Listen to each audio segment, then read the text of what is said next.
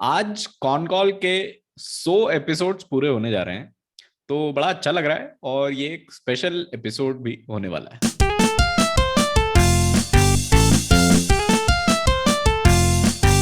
आप सब लोगों का बहुत शुक्रिया जो आप हमें देखते हैं, हमारे पॉइंट ऑफ व्यू को सुनने में इंटरेस्ट रखते हैं और बहुत सी बार हमें फीडबैक भी देते हैं।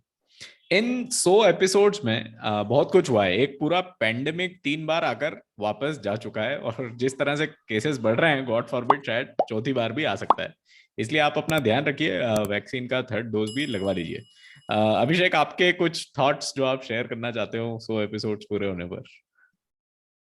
100 एपिसोड होने पे हमारे सारे व्यूअर्स को एक थैंक यू बोलना चाहूँगा, जो आप देखते हैं, हमें अप्रिशिएट करते हैं। हम जिस टॉपिक्स पे बात करते हैं, जो बात करते हैं, आपके फीडबैक देते हैं, तो आप सभी का शुक्रिया। अब हमारे ये कॉन कॉल के अभी तक के 99 एपिसोड देखने के लिए और उसको अप्रिशिएट करने के लिए। और फ्रैंकली अगर बताऊं तो मेरे और अभिषेक के लिए कॉन कॉल करना एक्चुअली थोड़ा कन्वीनियंट होता है, क्योंकि हम अगर कॉन कॉल ना भी करें तो भी हफ्ते में एक बार फोन पर यही सब बातें करते हुए पाए जाएंगे। और अब जो हमारा कन्वर्सेशन है उसमें आप भी एक हिस्सा होते हैं, तो थोड़ा सोच समझकर ऐसे टॉपिक्स पर बात होती है जो एक्चुअली मैटर करते हैं। 100 एपिसोड्स के एक्सपीरियंस के बाद मैं यहाँ पर एक बात बोलना चाहता हूँ। अगर मैं सारे 100 एपिसोड्स के 100 टॉपिक्स देखूं और फिर इंडिया एज ए कंट्री को देखूं, तो लगता है कि एंड ऑफ द डे आज भी जो चीजें एक्चुअली मैटर करती हैं वो बहुत बेसिक हैं। रोटी कपड़ा मकान सड़क बिजली पानी। ठीक है, एक तरफ हम इकोनॉमी की बात कर सकते हैं, पॉलिटिक्स की बात कर सकते हैं, इंफ्रास्ट्रक्चर की बात कर सकते हैं, अपने आप को दूसरे देशों से कंपेयर कर सकते हैं। लेकिन end of the day ground reality यही है कि हमें बेसिक्स पर ही एज ए कंट्री बहुत ज्यादा काम करना बाकी है। एक जो टॉप डाउन कंपैरिजन का अप्रोच होता है कि मुंबई को शंघाई बना दिया जाएगा, काशी को क्योटो बना दिया जाएगा, बुलेट ट्रेन आ जाएगी, मेक इन इंडिया के चलते मैन्युफैक्चरिंग हब बन जाएंगे, या फार्मर इनकम डबल हो जाएगी, 5 ट्रिलियन इकोनॉमी बन जाएंगे। ये सब अपनी जगह ठीक है, ये सब चीजें हेडलाइंस के लिए बढ़िया है, कॉन कॉल के टॉपिक के हिसाब से भी बढ़िया है। लेकिन थोड़ा बॉटम अप कंपैरिजन भी किया जाना चाहिए। होता क्या है कि हम सरदार पटेल की स्टैचू को स्टैचू ऑफ लिबर्टी से कंपेयर करने लग जाते हैं, जो अपनी जगह ठीक है। ये एक टॉप डाउन अप्रोच है। लेकिन क्या हम यूएसए के गवर्नमेंट स्कूल्स को हमारे गवर्नमेंट स्कूल से कंपेयर कर सकते हैं?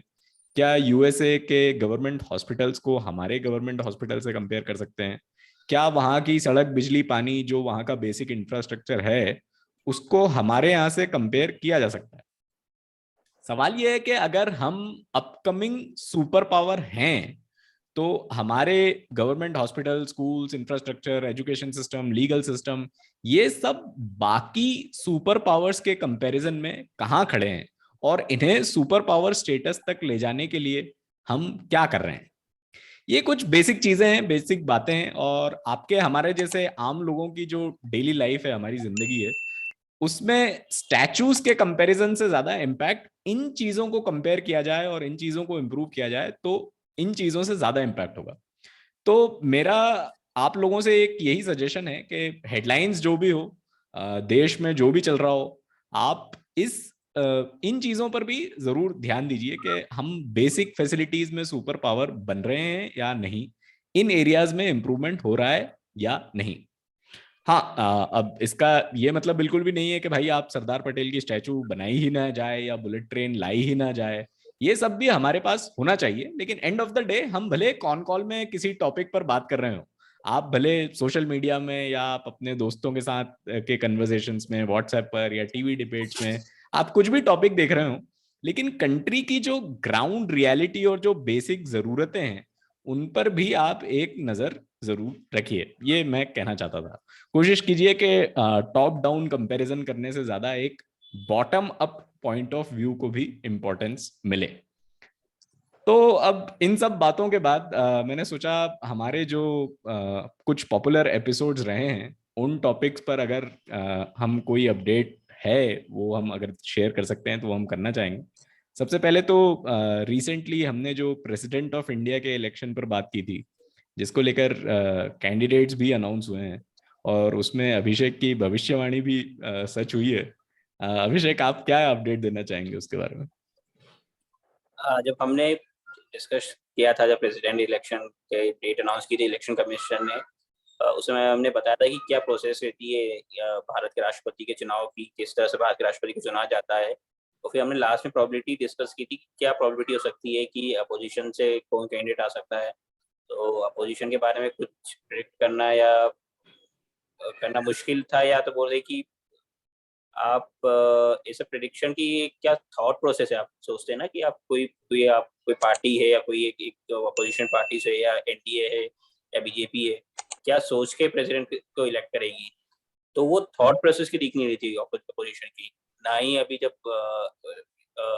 यशवंत सिन्हा को जब अपॉइंट किया गया है, नॉमिनेट किया गया है एज अपोजिशन के लीडर, तो कोई थॉट प्रोसेस नहीं दिखी है। वो मुझे तो ऐसा लगता है कि कोई बनना नहीं चाह रहा था, ठीक है चलो यशवंत सिन्हा को ही खड़ा कर दे, कम से कम एक कोई कैंडिडेट हो, उस तरह का यही सिलेक्शन लग चीज रहा है। अभिषेक, यही चीज महागठबंधन के टाइम पे भी सामने आई थी कि सबकी अलग अलग आइडियोलॉजी है। यही चीज अभी महाराष्ट्र न्यूज में, वहां पे भी जो सरकार चल रही थी, वहां पे भी यही था कि सबकी आइडियोलॉजीज अलग अलग हैं, सबकी थॉट प्रोसेस अलग अलग हैं, लेकिन सिर्फ एक पावर में रहने के लिए ठीक है साथ में आ जाओ, महागठबंधन बना लो कि बीजेपी को हम सब मिलके हरा देंगे, और एंड में जाके इन सबका रिजल्ट जो हुआ वो हमें पता ही है। हाँ, तो कोई थॉट प्रोसेस नहीं है। तो हमने अपोजिशन के कैंडिडेट के बारे में क्या हो सकती प्रोबेबिलिटी उस पर बात की थी। हमने बीजेपी और एनडीए की बात की, क्या हो सकती है, किस तरह से बीजेपी सोच सकती है। क्योंकि हमने ये डिस्कस किया था कि जो प्रेसिडेंट का नॉमिनेट, जो भी प्रेसिडेंट बनता है, जिसको भी पार्टी नॉमिनेट करती है कैंडिडेट अपना, तो एक सिग्नल देना चाहती है ताकि उनको आगे जाके कुछ फायदा हो, उस सोसाइटी सेक्शन को जिसको टारगेट करिए उसको सिग्नल देना चाहिए। तो हमने 2-3 पॉइंट डिस्कस की थी। जो साउथ को हो सकता है, बीजेपी का फोकस अब साउथ साउथ इंडिया में ज्यादा है। साउथ इंडिया में इतनी प्रेजेंस नहीं बीजेपी की। दूसरा जो हमने पॉइंट डिस्कस किया था कि वो आदिवासी समुदाय से हो सकता है, क्योंकि उसके पीछे एक एक थॉट प्रोसेस थी कि बीजेपी अब एक आदिवासी वोट बैंक में अपनी पकड़ बनाना चाहती है। ओबीसी में उनकी अच्छी पकड़ बन गई है, अब आदिवासी वोट बैंक में अच्छी पकड़ बनाना चाहते हैं।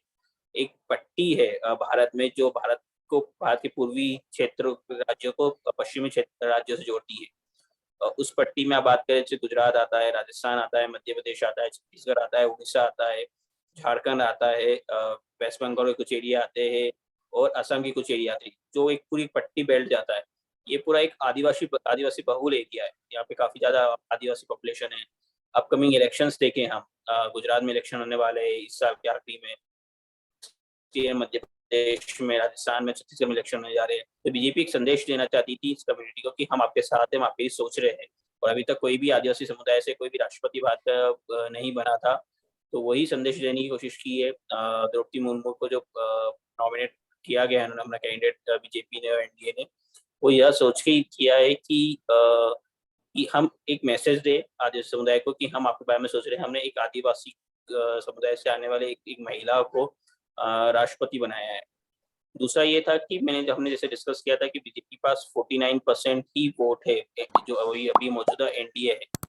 अब उनको विपक्ष को तोड़ना था, किस तरह से तोड़ा जाए ऐसे कैंडिडेट कि हमारा भी फायदा हो और विपक्ष को भी तोड़ सके। तो एक आदिवासी समुदाय से द्रौपदी मुर्मू को जब बनाया कैंडिडेट, वो बेसिकली उड़ीसा से, तो जो बीजू जनता दल है जिसके पास 2% वोट है, वो आप अपोज कर ही नहीं पाएगी। किस पॉइंट पे उनको अपोज करेंगे, उनको सपोर्ट करना ही है।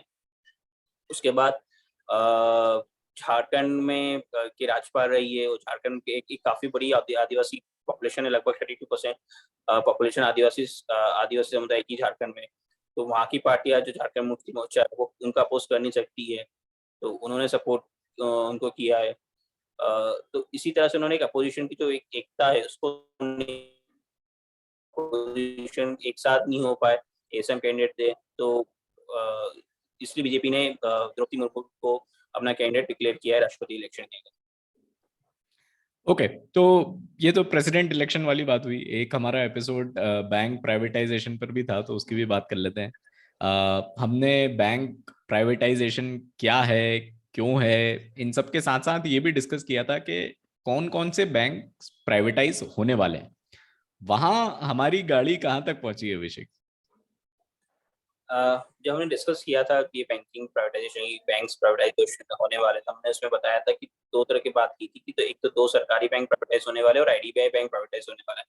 उसमें बताया था कि दोनों बैंकों में क्या फर्क है। IDBI बैंक एक तरह से एक कंपनी है जिसमें मेजोरिटी ऑफ शेयर गवर्नमेंट के है, और बाकी जो PSU बैंक है वो banking companies acquisition and transfer act 1970 के उसमें बनी हुई है। तो अगर आपको उसे प्राइवेटाइज करना है तो आपको लॉ में अमेंडमेंट करना पड़ेगा। तो वो बिल लास्ट विंटर सेशन में आने वाला था, बट नहीं आया किसी रीजन से। बट जो अपकमिंग मानसून सीजन है, जो अगले महीने से जुलाई से स्टार्ट होने वाला है, उसमें काफी काफी प्रोबेबिलिटी है कि ये बिल इंट्रोड्यूस किया जाएगा।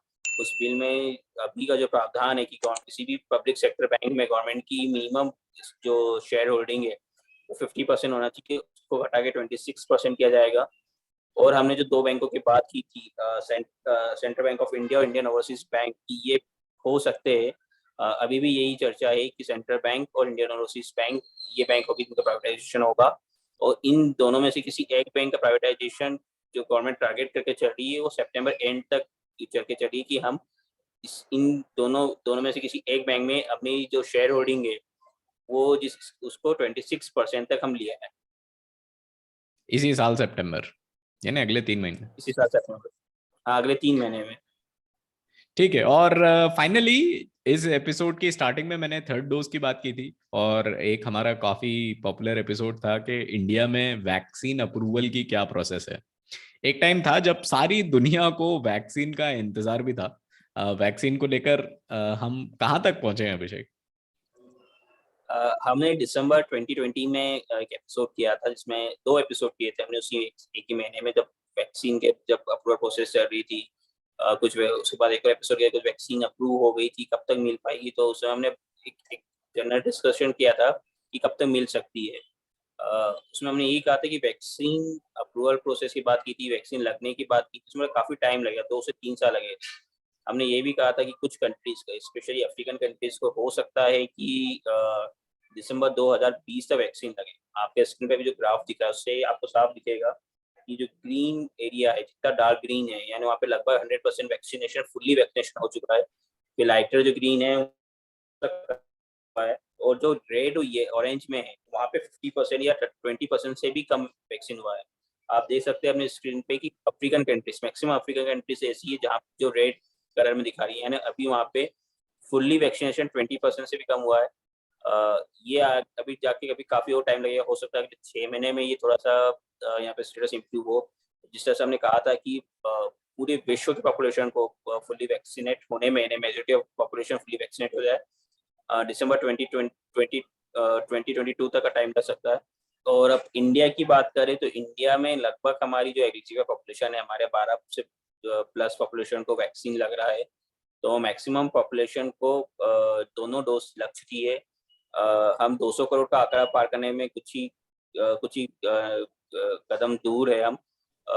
अभी तक लगभग 196 करोड़ हमारी पॉपुलेशन को दोनों डोज लग चुकी है, जो कि एक देखने काफी बड़ा अचीवमेंट है कि हमने काफी हमारी पॉपुलेशन को काफी तेजी से वैक्सीनेट किया है। पिछले कुछ महीनों में जब से कोविड का थोड़ा सा डर कम हुआ है, तो वैक्सीनेशन की रफ्तार स्लो हुई है। वैक्सीन से अवेलेबल, ऐसे नहीं वैक्सीन अवेलेबल नहीं है, बट लोग लगाना नहीं चाहते, थोड़ा सा केयरलेस हो गए, केयरलेस एटीट्यूड है कि हाँ लगा लेंगे। बच्चों में भी वैक्सीनेशन की आप देखिए कि जिस तरह जो रेट है जो 12 साल से ऊपर, वो काफी स्लो है। 12 साल से नीचे के बच्चों की वैक्सीनेशन लगाने की जो प्रोसेस है, जो अप्रूवल प्रोसेस है, उस तरह से गवर्नमेंट की तरफ से भी थोड़ी सी ढिलाई दिखाई गई है।